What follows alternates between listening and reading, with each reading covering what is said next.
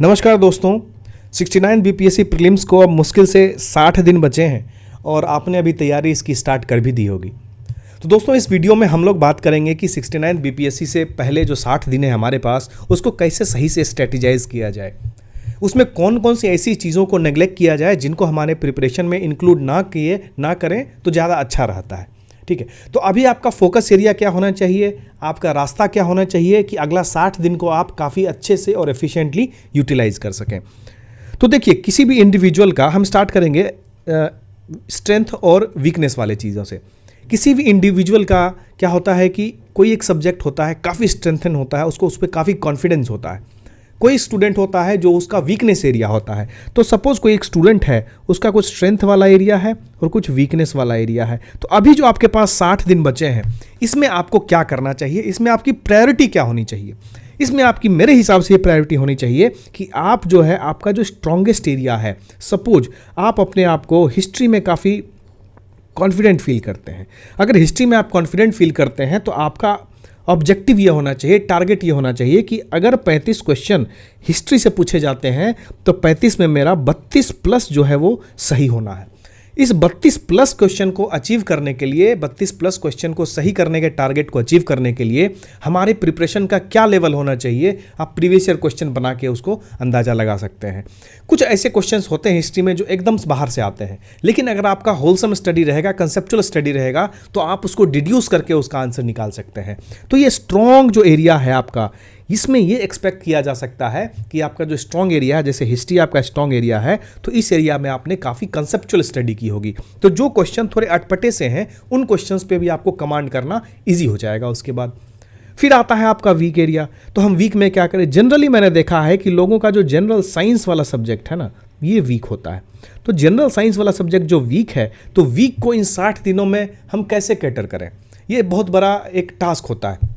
तो देखिए, general science को as a complete general science मेरा वीक है ऐसा मत सोचिए। आप अगर जनरल साइंस को निकालिएगा, फिजिक्स केमिस्ट्री बायोलॉजी के प्रीवियस ईयर क्वेश्चन को सॉल्व करिएगा, तो उसमें आपको अंदाज़ा लगेगा कि आपका फिजिक्स केमिस्ट्री और बायोलॉजी किस में आपका स्ट्रॉन्ग एरिया बनता है या किस में आपका ज़्यादा इंटरेस्ट है। ठीक है, तो इसमें आप इसके अंदर आप कैटेगराइजेशन करिए। अब मान लेते हैं कि आपको जो है जनरल साइंस में बायोलॉजी सब्जेक्ट अच्छा लगता है, बायोलॉजी सब्जेक्ट अच्छा लगता है, इसके जितने क्वेश्चंस आप बना पाते हैं वो ज़्यादा नंबर ऑफ सॉल्व कर पाते हैं। तो आपका जनरल साइंस में जब आप पढ़ने बैठे अभी 60 दिन की जो प्लानिंग करेंगे, तो आप ये कोशिश करिए कि बायोलॉजी को पहले ख़त्म करें और काफ़ी इसमें थोड़ा सा कंसेप्चुअल स्टडी भी हम करें। एनसीईआरटीज़ को रिवाइज कर लें अगर हमारा पढ़ा हुआ है। इस मोमेंट पे आप किसी भी one liner type subject, one liner जो है बुक्स आती हैं, चाहे साइंस की हो हिस्ट्री को, इसको आप रेफर ना करें, एडवाइजेबल रहेगा इस मोमेंट पे। ठीक है, क्योंकि स्टार्टिंग में अगर आप कंसेप्चुअल स्टडी कर लेते हैं तो बाद में अगर वन लाइनर से रिवाइज कर जाते हैं तो दिमाग में आपके इम्प्रिंट रहता है। अदरवाइज अगर शुरू से आप वन लाइनर करेंगे तो आप कंसेप्चुअल जो क्वेश्चन है उसको सॉल्व करने में आप अटक जाएंगे। और जिस तरह का पैटर्न है, डाइसी पैटर्न जैसा आ रहा है, उसको देखते हुए ये तो बिल्कुल ज़रूरी है कि आप उसका अप्रोच जो है कंसेप्चुअल स्टडी वाला ही रखें। तो जैसे ही आप बायोलॉजी पे कमांड कर पाते हैं, जैसे ही आप बायोलॉजी खत्म कर पाते हैं, उसके बाद फिर आप देखिए कि सेकेंड एरिया कौन सा है जिसमें आप थोड़ा कंफर्टेबल हैं। तो मेरा अंदाजा ये है कि आप अगर बायोलॉजी में अच्छा कर पा रहे हैं तो केमिस्ट्री भी कहीं ना कहीं थोड़ा बहुत आपका अच्छा रहेगा।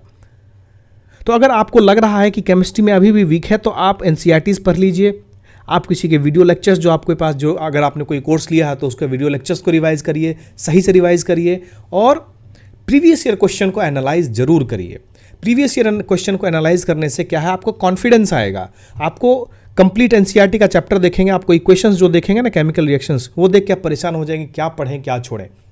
लेकिन जब आप प्रीवियस ईयर क्वेश्चन देखेंगे तो आप देखेंगे कि 10 में से एक क्वेश्चन ऐसा है जिसमें केमिकल रिएक्शन पूछता है। तो अगर आप एक सरसरी निगाह से उसको देखते हुए आगे बढ़ जाएंगे तो इसमें अगर पूछता भी है तो एक क्वेश्चन छोड़ने में कोई हर्ज नहीं है, अगर बाकी के 9 क्वेश्चन आप सही से अटेम्प्ट कर पा रहे हैं तो। आप बायोलॉजी के पास बाद आप केमिस्ट्री रखिए, उसके बाद आप जो है वो फिजिक्स रख सकते हैं। तो इस तरह से जो मेजर एरिया है हिस्ट्री वाला और जनरल साइंस वाला, ये आप कंप्लीट कर सकते हैं। अब आप बोलेंगे प्रीवियस ईयर क्वेश्चन हम कहाँ से करें, कौन सा बुक अच्छा है। देखिए, प्रीवियस ईयर क्वेश्चन अगर आपको देखना है तो इसके लिए हमारी बुक है वो अभी वीडियो रिकॉर्ड करने तक प्रेस में लास्ट स्टेज में है और मोस्ट प्रोबेबली कल तक मार्केट में आ जाएगा, तो आप उसको खरीद सकते हैं या फिर और किसी भी बुक से कर सकते हैं। हमारे बुक की ये खासियत है कि हमने जो है उसमें सिर्फ बीपीएससी के प्रीवियस ईयर क्वेश्चन ही, उससे रिलेटेड अगर एनडीएस, सीडीएस, यूपीएससी के किसी भी एग्जामिनेशन में क्वेश्चंस पूछे हुए हैं जो रेलिवेंट हैं, छोटे हैं और पूछे जा सकते हैं इसमें, तो उसको भी हमने इंक्लूड किया है और एक्सप्लेनेशन जो है काफ़ी बेहतरीन 360 डिग्री एक्सप्लेनेशन उसमें करके दिया है। तो चलिए आगे बढ़ते हैं। अब हमने साइंस और हिस्ट्री हमने ख़त्म कर लिया। हमने एक स्ट्रॉन्ग एरिया पकड़ा था, हमने एक वीक एरिया पकड़ा, हमने दोनों पे कमांड हासिल करने की कोशिश की। तो हमारा ये पहला पॉइंट यही था कि आप अपना स्ट्रेंथ और वीकनेस को पहचानिए, अपने उन सब्जेक्ट्स को पहचानिए और उन सब्जेक्ट्स पे आप टाइम एलोकेशन कीजिए। आप अगर हिस्ट्री आपका स्ट्रॉन्ग है तो आप इसको 15 दिन दे के आराम से इसको पूरा इत्मीनान से कंसेप्चुअल स्टडी करके इसको फिनिश करिए। साइंस अगर आपका थोड़ा सा और वीक है और लग रहा है कि इसमें और मेहनत चाहिए, इसको 20 दिन दे दीजिए, ठीक है। 2-2 घंटे का 20 दिन दे दीजिए, 40 घंटा काफ़ी है, ठीक है। इस तरह से आप इसको कंप्लीट कर सकते हैं। मेरा दूसरा पॉइंट रहेगा कि इसको 60 डेज स्ट्रैटेजी में और आपको क्या इंक्लूड करना चाहिए कि आपको जो है पढ़ाई जो प्लान करना है एटलीस्ट आप 2 सब्जेक्ट पर डे जरूर प्लान करिए। 2 सब्जेक्ट पर डे प्लान करिए। जैसे एक ऐसा सब्जेक्ट जिसमें आपका स्ट्रेंथ है, एक ऐसा सब्जेक्ट जिसमें आपका वीकनेस है, या फिर एक ऐसा सब्जेक्ट जिसमें आपको काफ़ी मज़ा आता है, काफ़ी इंटरेस्ट आता है, और एक ऐसा सब्जेक्ट जो आप बोर होते हैं। तो जो सुबह का शुरुआत जो आप करेंगे वो इंटरेस्टिंग वाले से करिए।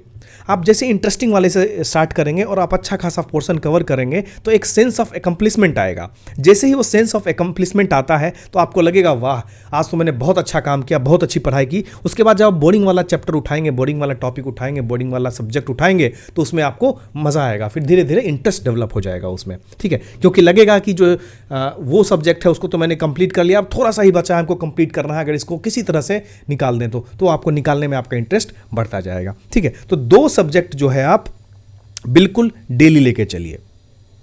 तो 15 दिन का ये चीज अगर आप करेंगे 15 डेज का, तो आप देखेंगे कि आपका गुड चंक ऑफ जो बोरिंग सिलेबस है वो भी आपका फिनिश हो गया है स्ट्रॉन्ग के साथ। तो ये चीज जो है आप जरूर करिए। ज्यादा सब्जेक्ट, मेरे हिसाब से ज्यादा सब्जेक्ट पर डे मत लीजिए अभी के टाइम पे, क्योंकि जितना ज़्यादा स्पैन देंगे आप एक सब्जेक्ट को एक दिन में, उतना ज़्यादा वो कंसेप्चुअल स्टडी वाला है ना आपके सबकॉन्शियस में बैठता है और आपको रिकॉल कर पाना उतना इजी होता है। आपके दिमाग में कंटेक्स्ट बनता है, पिक्टोरियल मेमोरी भी डेवलप होती है अगर आप टाइम देते हैं किसी सब्जेक्ट को। तो अभी जो है ज़्यादा सब्जेक्ट पर डे मत लीजिए। ज़्यादा सब्जेक्ट पर डे आप लास्ट के 15 डेज में लीजिएगा, उसका भी हम अलग से वीडियो बनाएंगे जब 15 दिन बचेगा तब, ठीक है। तो फिलहाल आप 2 सब्जेक्ट लेके चल सकते हैं, this is advisable to do. अब तीसरा पॉइंट जो काफ़ी इंपॉर्टेंट पॉइंट है कि आप अभी भी, मेरा यही रिक्वेस्ट है आपसे, आप किसी भी कोचिंग का, किसी भी बुक का कोई भी वन लाइनर प्लीज अभी आप मत पढ़िए। Don't go with any summary notes as of now. कोई भी समरी नोट्स आप मत रेफर करिए। इवन आपका अगर हैंड रिटन नोट्स है तो हैंड रिटन नोट्स आप उसकी डिटेल स्टडी करिए और बगल में वो समरी नोट्स रखिए, but don't prefer to study summary notes at the first glance. आप जो है पहले अपने डिटेल स्टडी करिए, उसके बाद समरी नोट्स पे पढ़िए। इस टाइम पे बेहद जरूरी है कि आपके दिमाग में हर एक सब्जेक्ट की पिक्टोग्राफिक मेमोरी बननी चाहिए, आपको एक कंटेक्चुअल स्टडी होनी चाहिए। और लास्ट महीना जो होता है, लास्ट का 1 महीना या 15 दिन ही बोले, 15 या 20 दिन जो होता है, उसमें आप इस समरी नोट्स पढ़ें। और उस समय के लिए भी अभी से मैं बोल देता हूं कि अगर आपकी हैंड रिटन समरी नोट्स रहेगी तो मैं समझता हूं कि आपने बहुत बड़ा काम कर दिया प्रीलिम्स को क्लियर करने की तरफ। वही अगर आप दूसरे इंस्टीट्यूट की अचानक से एक समरी नोट्स लाएंगे, उसको पढ़ने की कोशिश करेंगे, तो बिल्कुल भी दिमाग को लोड नहीं देना है उस टाइम। अगर आप दिमाग को स्ट्रेस देते हैं, दिमाग को अगर फील होता है कि ये तो नया चीज़ है, हमको फिर से पढ़ना पड़ेगा इसको, ये नया चीज़ है, नया चीज़ डालना है दिमाग में, तो आपका दिमाग अनस्टेबल होने लगता है और तभी से आप पैनिक करने लगते हैं। तो आप ये कोशिश करेंगे, अभी से ये प्लान करके रखेंगे कि लास्ट 15 दिन में हमको कैसे रिवाइज करना है सब्जेक्ट को, उसके लिए हमको कौन सा नोट्स बनाना है, कैसा समरी नोट्स बनाना है, क्या क्या उसमें प्लान करना है, सब अभी से आप प्लान कर लेंगे। और मेरा यही आपसे गुजारिश रहेगा कि अगर आप किसी इंस्टीट्यूट का समरी नोट्स पढ़ना चाहते हैं तो उसकी अपनी हैंड रिटन नोट्स बनाइए। हैंड रिटन नोट्स बना के उसको एक शॉर्ट फॉर्म में लिखिए, एक कीवर्ड टाइप लिखिए और सिर्फ उसको रिवाइज करिए, है ना। तो वो ज़्यादा आपको उपयोगी होगा प्रोड्यूस करने में एग्जामिनेशन टाइम पे। इसके बाद जो एक सबसे इंपॉर्टेंट चीज़ है जो सब लोग नहीं करते हैं, लेकिन जितने सक्सेसफुल स्टूडेंट्स हैं, मैंने 90% 95% को देखा है ये प्रैक्टिस करते हुए। This is very important. ये इंपॉर्टेंट है कि सपोज आप कुछ पढ़ रहे हैं, साइंस में आप बायोलॉजी पढ़ रहे हैं, आपको याद नहीं हो रहा है कि विटामिन और उनकी डेफिशिएंसी के रिलेटेड डिजीज़ क्या है, कौन कौन से विटामिन है, तो उसका क्या उपाय है। उसका उपाय है कि डेली आप बायोलॉजी की किताब खोलें और उसको पढ़ें। उसका ये भी दूसरा उपाय है कि आप डेली अपना नोट्स खोलें और पढ़ें। तीसरा उपाय ये भी है कि आप उसको जो याद नहीं हो रहा है, सिर्फ बायोलॉजी में विटामिन और डेफिशिएंसी वाला चीज़ ही ऐसा नहीं होगा जो आपको याद नहीं हो रहा है, उसके अलावा और भी बहुत सारी चीज़ें होंगी जो आपको याद नहीं हो रही होंगी। तो आप क्या करेंगे, आप एक फैक्ट बुक बनाएंगे। अभी आप एक फैक्ट बुक बनाएंगे, आप चाहे स्पाइरल में बनाएं, A4 शीट से साइज में बनाएं या एक कॉपी बना लें। आप ये फैक्ट बुक जो बनाएंगे, इसका पर्पस ये होगा कि जो चीज़ें आपको याद नहीं हो रही हैं, जो चीज़ आप एग्जामिनेशन में गलत करके आए हो, जो आप टेस्ट में आपने अपने अटेम्प्ट किया, जैसे आपने आज अगर हमारा टेस्ट सीरीज़ का पॉलिटी का टेस्ट अटेम्प्ट किया होगा, तो उसके क्वेश्चन में अगर आपने कोई गलती की तो उस गलती के एक्सप्लेनेशन को आप पढ़ेंगे। एक्सप्लेनेशन पढ़ने के बाद उसका शॉर्ट नोट्स जो है इस फैक्ट बुक में आप डालेंगे। इस फैक्ट बुक में सिर्फ और सिर्फ शॉर्ट नोट्स होने चाहिए, कीवर्ड्स होने चाहिए। ऐसा होना चाहिए कि ये फैक्ट बुक मैक्सिमम से मैक्सिमम एग्जामिनेशन तक जाते जाते 50 पेज का बने।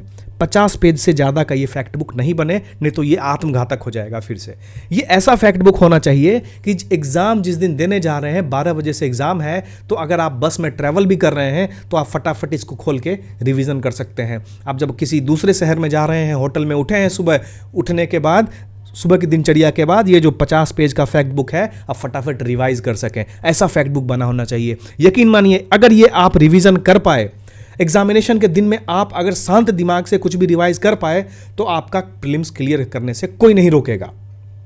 तो सवाल आपका आएगा कि इसमें क्या क्या इंक्लूड करें। तो दोस्त, इसमें सिर्फ वही चीज़ आपको इंक्लूड करना है जिसको याद करने में आपको बार बार कंफ्यूजन होता है। जैसे देखिए, एंग्लो मैसूर वार, इसमें बहुत लोगों को कंफ्यूजन होता है। ऐसा नहीं है आपको याद नहीं होगा, जरूर याद होगा। I am not demeaning you. बहुत लोगों को मैंने देखा है एंग्लो मैसूर वार है, अब चाहे पानीपत की लड़ाई है, या फिर इंडियन फ्रीडम स्ट्रगल के बारे में आया तो किस लोग ने या कौन से लोग किस ऑर्गेनाइजेशन से रिलेटेड हैं, जो रिवोल्यूशनरी टेररिज्म की एक्टिविटीज़ थी वो कौन सी ईयर में कौन सी हुई, वहाँ पे क्रोनोलॉजिकल ऑर्डर कौन कौन चीज़ से का कैसा था। ये सब चीज़ें जो हैं, क्या होता है लास्ट मोमेंट अगर रिवाइज हो जाए तो कॉन्फिडेंस आ जाता है। तो ये सब जो है आप फैक्ट बुक में इंक्लूड कर सकते हैं। बिहार स्पेशल से रिलेटेड, बिहार ज्योग्राफी से रिलेटेड, सेंसस वाला पार्ट, ISFR वाला पार्ट, वो सब आप इसमें लिख सकते हैं इन शॉर्ट फॉर्म। इतना क्रिस्प कि आप पन्ने का एक पोर्शन भी आप ना छोड़ें और वहां पे आप चीज कंटेंट लिख दें, ताकि आपको एग्जामिनेशन के दिन आप उसको रिवाइज कर पाएं। राइट। अब अगला चीज जो है दैट इज वेरी इंपॉर्टेंट, कि अभी से जो आप पढ़ेंगे, अभी से आपने अगर एक पेज भी पढ़ा तो आप अगर इंश्योर करिए कि आपने अगर उसको 5 बार रिवाइज नहीं किया तो आप जो आज पढ़ रहे हैं that is a sheer waste of time.